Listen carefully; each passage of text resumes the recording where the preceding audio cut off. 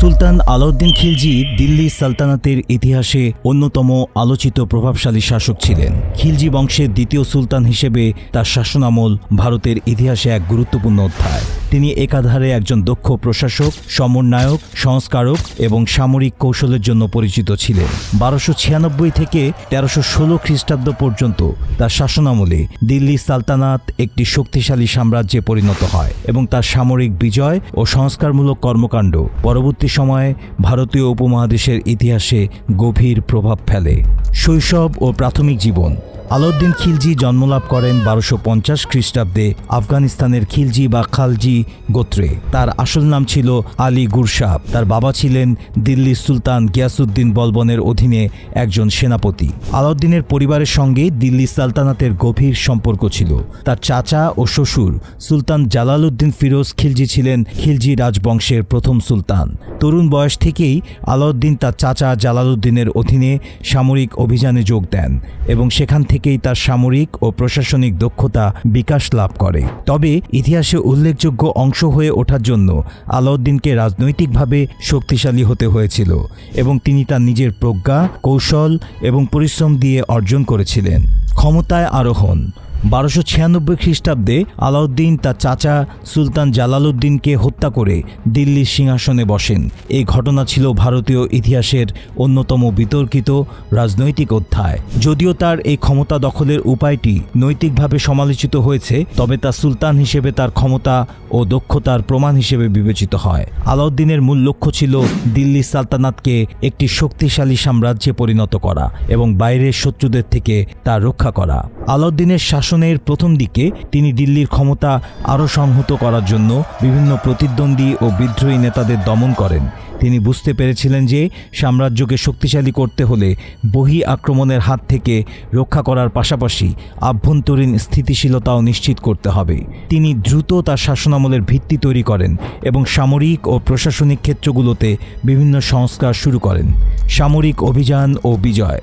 সুলতান আলাউদ্দিন খিলজির সামরিক নৈপুণ্য ও আক্রমণাত্মক নীতি তাকে অন্যতম সফল সুলতানে পরিণত করে। তিনি বহিঃশত্রুদের প্রতিরোধে ও সাম্রাজ্য বিস্তারের জন্য ধারাবাহিক সামরিক অভিযান পরিচালনা করেন। তার সামরিক দক্ষতা ও রণকৌশলের কারণে দিল্লি সালতানাত পরিণত হয় শক্তিশালী ও সম্প্রসারিত এক সাম্রাজ্যে। মঙ্গলদের হুমকি ছিল দিল্লি সালতানাতের জন্য এক বড় সমস্যা। আলাউদ্দিনের শাসনামলে মঙ্গলরা ভারতের উত্তর পশ্চিম সীমান্তে একাধিকবার আক্রমণ চালায়। তবে আলাউদ্দিন তার বীরত্ব এবং সামরিক কৌশলের মাধ্যমে মঙ্গলদের প্রতিহত করেন। একাধিকবার আক্রমণ করার পরেও মঙ্গলরা দিল্লি দখল করতে ব্যর্থ হয়। আলাউদ্দিন শক্তিশালী প্রতিরক্ষা ব্যবস্থা এবং নির্ভুল রণকৌশলের মাধ্যমে সালতানাতের রাজধানীকে মঙ্গলদের আক্রমণ থেকে রক্ষা করেন। এটি আলাউদ্দিনের সামরিক সাফল্যের অন্যতম প্রধান মাইলফলক। দক্ষিণ ভারতের অভিযানে আলাউদ্দিন খিলজি অসাধারণ সামরিক দক্ষতা প্রদর্শন করেন। তিনি তার সেনাপতি মালিক কাফুরকে পাঠিয়ে দক্ষিণ ভারতের গুরুত্বপূর্ণ রাজ্যগুলো দখল করেন। 1309 থেকে 1311 খ্রিস্টাব্দের মধ্যে মালিক কাফুর দক্ষিণ ভারতের হৈসল, কাকতীয় এবং পাণ্ড্য রাজ্যের বিরুদ্ধে সফল অভিযান পরিচালনা করেন। এই অভিযানের ফলে আলাউদ্দিনের সাম্রাজ্য আরও বিস্তৃত হয় এবং দক্ষিণ ভারতের সম্পদ দিল্লি সালতানাতের অধীনে আসে। দক্ষিণ ভারতের অভিযানের অন্যতম প্রধান সাফল্য ছিল দেবগিরি, দ্বার সমুদ্র এবং মাদুরাইয়ের রাজ্য দখল। এই রাজ্যগুলো থেকে প্রচুর ধন সম্পদ, বিশেষত স্বর্ণ ও মণিমুক্তা দিল্লিতে আনা হয়। আলাউদ্দিনের এই বিজয়গুলো তাকে ভারতের ইতিহাসে একজন অন্যতম সফল সামরিক নেতা হিসেবে প্রতিষ্ঠিত করে। আলাউদ্দিনের শাসনকালের উল্লেখযোগ্য কর্মকাণ্ড। আলাউদ্দিন খিলজির শাসনামল শুধু সামরিক সাফল্যের জন্য বিখ্যাত নয়, বরং তার প্রশাসনিক ও অর্থনৈতিক সংস্কারগুলোর জন্য স্মরণীয়। সামরিক সাফল্যের পাশাপাশি আলাউদ্দিন খিলজি একজন দক্ষ শাসক হিসেবেও পরিচিত ছিলেন। তিনি দিল্লি সালতানাতকে একটি সুসংহত প্রশাসনিক কাঠামোর উপর দাঁড় করিয়েছিলেন এবং সমাজের সব স্তরের মানুষকে নিয়ন্ত্রণের জন্য নির্দিষ্ট নীতি প্রণয়ন করেছিলেন। 1. দাস ব্যবস্থা ও জমিদারি প্রথা নিয়ন্ত্রণ। আলাউদ্দিন খিলজি তার শাসনামলে দাস ব্যবস্থার উপর কঠোর নিয়ন্ত্রণ আরোপ করেন। তিনি দাসদের মানবিক অধিকার নিশ্চিত করার জন্য বিভিন্ন নিয়ম চালু করেন এবং দাস ব্যবসা কমানোর জন্য ব্যবস্থা নেন। এছাড়া জমিদারদের ক্ষমতা কমিয়ে জনগণের ওপর শোষণ বন্ধ করার জন্য তিনি নতুন নিয়ম চালু করেন। জমিদারদের কাছ থেকে বেশি কর আদায় এবং প্রজাদের অধিকার সুরক্ষার জন্য তিনি নীতি তৈরি করেন। আপনাদের বিশ্বস্ত হজ এজেন্সি আসাভিল ইন্টারন্যাশনাল এবং বিখ্যাত ইসলামিক স্কলার আবু তোহা মোহাম্মদ আদনানের নেতৃত্বে ডিসেম্বর 2024 এবং জানুয়ারি 2025 ওমরাহ করার বিশেষ সুযোগ। সীমিত সংখ্যক আসনের বুকিং চলছে। বিস্তারিত জানার জন্য আমাদেরকে কল করুন অথবা আপনার কন্ট্যাক্ট নাম্বার আমাদের ইনবক্স বা হোয়াটসঅ্যাপ করুন। 2. শক্তিশালী শাসন ও বিদ্রোহ দমন। আলাউদ্দিন খিলজি নিজ শাসনামলে একাধিক বিদ্রোহ দমন করেন। তার শাসনামলে বিভিন্ন অঞ্চলে বিদ্রোহের সূচনা হয়, কিন্তু তিনি কঠোর হস্তে এসব বিদ্রোহ দমন করে সাম্রাজ্যের শৃঙ্খলা বজায় রাখেন। আলাউদ্দিন খিলজি বিশ্বাস করতেন যে শক্তিশালী শাসন ব্যবস্থা ছাড়া সাম্রাজ্য পরিচালনা করা সম্ভব নয়, তাই তিনি প্রায় কঠোর শাস্তির ব্যবস্থা নিতেন। তিনি ছিলেন একজন কঠোর শাসক এবং তার শাসনামল ছিল কৌশলে ভরা। বিদ্রোহ দমন, শত্রুদের প্রতিরোধ এবং সাম্রাজ্যের স্থিতিশীলতা বজায় রাখতে আলাউদ্দিন অনেক সময় কঠোর সিদ্ধান্ত নিতেন। 3. বাহ্যিক আক্রমণ প্রতিরোধে ব্যবস্থা। আলাউদ্দিন খিলজি মঙ্গলদের আক্রমণ থেকে রক্ষার জন্য শক্তিশালী প্রতিরক্ষা ব্যবস্থা গড়ে তোলেন। তিনি দিল্লির চারপাশে শক্তিশালী দুর্গ নির্মাণ করেন এবং সেনাবাহিনীকে আরও দক্ষ করে তোলেন। তার সামরিক সংস্কারগুলো সালতানাতকে মঙ্গলদের আক্রমণ থেকে রক্ষা করতে সহায়তা করে এবং সালতানাতের শক্তি বাড়িয়ে তোলে। 4. সামরিক সংস্কার। আলাউদ্দিন তার সাম্রাজ্যের সেনাবাহিনীকে শক্তিশালী করার জন্য বেতনভুক্ত সেনাবাহিনী গঠন করেন এবং সৈন্যদের জন্য একটি সুনির্দিষ্ট বেতন কাঠামো প্রণয়ন করেন। এর ফলে সৈন্যরা সবসময় যুদ্ধের জন্য প্রস্তুত থাকত এবং সামরিক খাতে দুর্নীতি কমানো সম্ভব হয়েছিল। 5. দাম নিয়ন্ত্রণ ও বাজার ব্যবস্থা। আলাউদ্দিন খিলজির বাজার ব্যবস্থার উপর নিয়ন্ত্রণের নীতি ছিল তার অন্যতম উল্লেখযোগ্য প্রশাসনিক সংস্কার। তিনি বাজারের দ্রব্যমূল্য নিয়ন্ত্রণে কঠোর নিয়ম চালু করেন এবং প্রয়োজনীয় খাদ্য ও পণ্য সামগ্রীর সরবরাহ ঠিক রাখতে নজরদারি চালু করেন। তিনি বাজারে দ্রব্যমূল্য বেঁধে দেন, বাজারের উপর কঠোর নিয়ন্ত্রণ আরোপ করেন। এতে জনগণের জীবনযাত্রার মান উন্নত হয় এবং দ্রব্যমূল্যের ঊর্ধ্বগতিও রোধ করা সম্ভব হয়। আলাউদ্দিনের এই সংস্কার শুধু দিল্লিতে নয়, বরং তার সাম্রাজ্যের বিভিন্ন অংশে খাদ্য এবং অন্যান্য প্রয়োজনীয় পণ্যের সরবরাহ ও সঠিক মূল্য নিশ্চিত করে। 6. রাজস্ব ব্যবস্থা। আলাউদ্দিন খিলজির রাজস্ব ব্যবস্থার সংস্কার ছিল তার শাসনামলের অন্যতম প্রধান বৈশিষ্ট্য। তিনি কর ব্যবস্থা পুনর্গঠন করেন এবং সাম্রাজ্যের প্রতিটি অঞ্চলে সঠিক কর সংগ্রহ নিশ্চিত করেন। জমিদারদের কাছ থেকে বেশি কর আদায় করেন এবং মধ্যস্বত্বভোগীদের প্রভাব কমিয়ে তিনি রাজস্ব খাতকে শক্তিশালী করেন। ফলে তার সাম্রাজ্য আর্থিকভাবে আরও সমৃদ্ধ হয়ে ওঠে। জমিদার ও কৃষকদের উপর আরোপিত কর ব্যবস্থা সংস্কার করে তিনি একটি ন্যায্য ও সুষম ব্যবস্থা চালু করেন, যা রাজ্যের রাজস্ব আয় বাড়াতে সহায়তা করে। আলাউদ্দিন খিলজি নিশ্চিত করেন যেন সাম্রাজ্যের প্রত্যন্ত অঞ্চল থেকে সঠিকভাবে কর সংগ্রহ করা হয়। এছাড়া তিনি ফসলের ওপর 50% কর আরোপ করেছিলেন, যা সেই সময়ের জন্য ছিল অত্যন্ত ব্যতিক্রমী।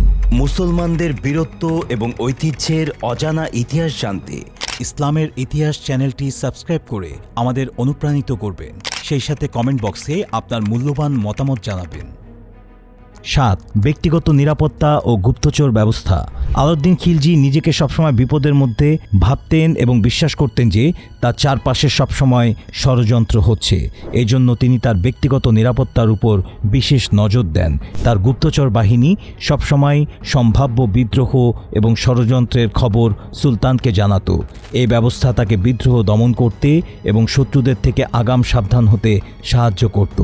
8. পরিবারের রাজনৈতিক দ্বন্দ্ব। আলাউদ্দিন খিলজির পরিবার ও রাজপরিবারের মধ্যে রাজনৈতিক উত্তেজনা এবং ষড়যন্ত্র সবসময় ছিল। তার স্ত্রী এবং শ্বশুর জালালউদ্দিন ফিরোজ খিলজির সাথে ক্ষমতা নিয়ে দ্বন্দ্ব ছিল অন্যতম। এছাড়া তার নিজের সন্তানদের মধ্যে ক্ষমতার জন্য দ্বন্দ্ব শুরু হয়। বিশেষ করে তার ছেলে কুতুবউদ্দিন মোবারকের সঙ্গে উত্তরাধিকার নিয়ে দ্বন্দ্ব তৈরি হয়, যা আলাউদ্দিনের মৃত্যুর পর আরও বেড়ে যায়। আলাউদ্দিনের শেষ জীবন ও মৃত্যু। সুলতান আলাউদ্দিন খিলজির শাসনামল ছিল সফল ও সমৃদ্ধ, তবে তার শেষ জীবন সহজ ছিল না। বয়স বাড়ার সাথে সাথে আলাউদ্দিন শারীরিকভাবে দুর্বল হয়ে পড়েন এবং বিভিন্ন রোগে ভুগতে শুরু করেন। তার শারীরিক দুর্বলতা এবং প্রশাসনের উপর নিয়ন্ত্রণ কমে আসার কারণে রাজ্যের অভ্যন্তরে ষড়যন্ত্র বৃদ্ধি পায়। আলাউদ্দিনের মৃত্যুর পূর্বেই তার সেনাপতি মালিক কাফুর এবং অন্যান্য উচ্চপদস্থ ব্যক্তিরা রাজদরবারে নিজেদের অবস্থান শক্তিশালী করার চেষ্টা করতে থাকেন। 1316 খ্রিস্টাব্দে সুলতান আলাউদ্দিন খিলজি গুপ্ত হত্যার শিকার হয়ে মারা যান। তার মৃত্যুর পর দিল্লি সালতানাতে ক্ষমতার জন্য চরম অস্থিরতা দেখা দেয় এবং তার ছেলে মোবারক খিলজি কিছুদিনের জন্য সুলতান হিসেবে ক্ষমতায় অধিষ্ঠিত হন।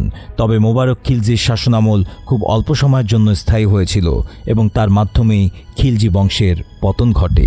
আলাউদ্দিন খিলজিকে নিয়ে প্রচলিত কল্পকাহিনী। সুলতান আলাউদ্দিন খিলজি একজন মহাশাসক, সেনাপতি এবং সংস্কারক ছিলেন। তার শাসনামলে দিল্লি সালতানাত একটি শক্তিশালী সাম্রাজ্যে পরিণত হয় এবং তিনি তার সাম্রাজ্যের বিস্তার ও স্থিতিশীলতার জন্য অসাধারণ কৃতিত্ব অর্জন করেন।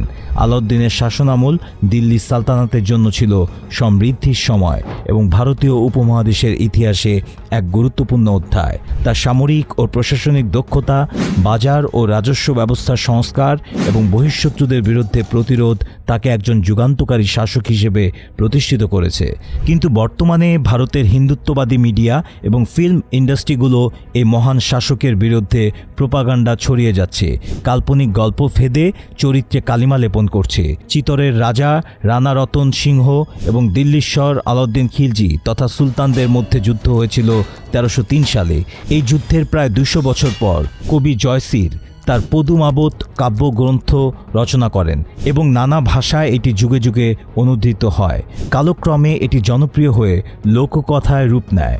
স্বভাবতই রাজপুত অঞ্চলগুলোয় এই লোককথা দারুণ জনপ্রিয়তা অর্জন করে এবং শত শত বছর ধরে এই গল্প বা তাদের ভাষায় ইতিহাসই তাদের আবেগ, আভিজাত্য এবং জাত্যাভিমানের প্রতীক হয়ে যায়। জায়সিরের এই কবিতা ছাড়াও আরও কিছু উল্লেখযোগ্য সাহিত্যকর্ম পাওয়া যায়, যা মূলত আবর্তিত হয়েছে কাব্যগ্রন্থের মূল চরিত্র পদ্মিনী বা পদ্মাবতীকে ঘিরে, যেমন অবনীন্দ্রনাথ ঠাকুরের রাজকাহিনী, জেমস টডের annals and antiquities of Rajasthan ও হেমরতন রচিত গোরাবাদল পদ্মিনী চপাই সত্য ঘটনা হিসেবে উপস্থাপন করা হয়, যা অনেক বেশি প্রভাবিত করে রাজপুত সমাজকে।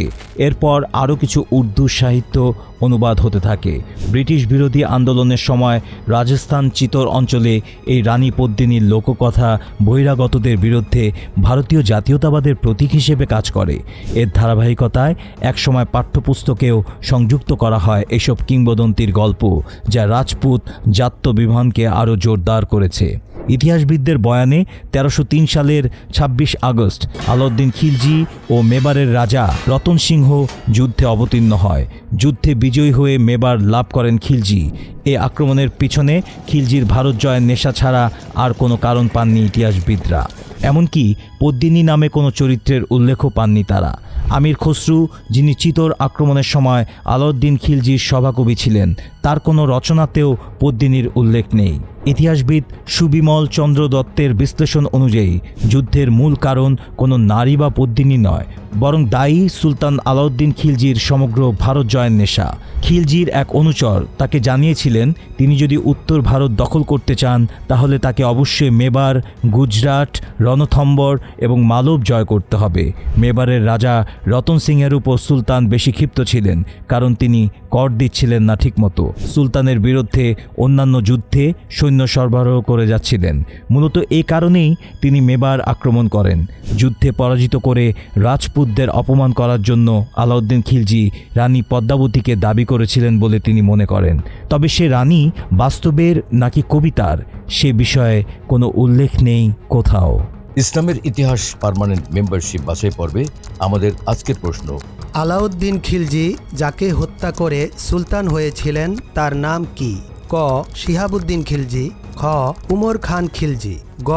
জালালউদ্দিন খিলজি, ঘ. কুতুবউদ্দিন খিলজি। সঠিক উত্তরের পাশাপাশি যাদের মন্তব্য ভিডিওর সাথে সম্পর্কযুক্ত হবে এবং অত্যন্ত সুন্দর হবে তাদের মধ্যে থেকে 20 জনকে ইসলামের ইতিহাস পার্মানেন্ট মেম্বারশিপে বাছাই করব এবং আমাদের ফেসবুক পেজে তাদের নাম লাইভে ঘোষণা করা হবে। আলহামদুলিল্লাহ, এই চ্যানেলের নেপথ্যে যারা আছেন আমাদের আলোকিত জ্ঞানীর বন্ধুরা, তাই আমি আপনাদেরকে অনুরোধ জানাবো যে আপনি যদি ভালো কিছু জানতে চান, ভালো কোনো বিষয়ে যদি জ্ঞান অর্জন করতে চান, সাবস্ক্রাইব করবেন এবং আরও একজন ভাইকে শেয়ার করবেন, যাতে করে আমরা সবাই মিলে ভালো জ্ঞান আহরণ করে একে অপরের সহায়তা করতে পারি, সুন্দর পৃথিবী গড়ার প্রত্যয়ে এগিয়ে যেতে পারি। তাদের জন্য দোয়া করছি এবং প্রত্যাশা করছি এই ধরনের জ্ঞানমুখী বিভিন্ন ডকুমেন্টারি তারা আমাদেরকে উপহার দেবেন এবং আমাদেরকে সমৃদ্ধ করবেন। ধন্যবাদ।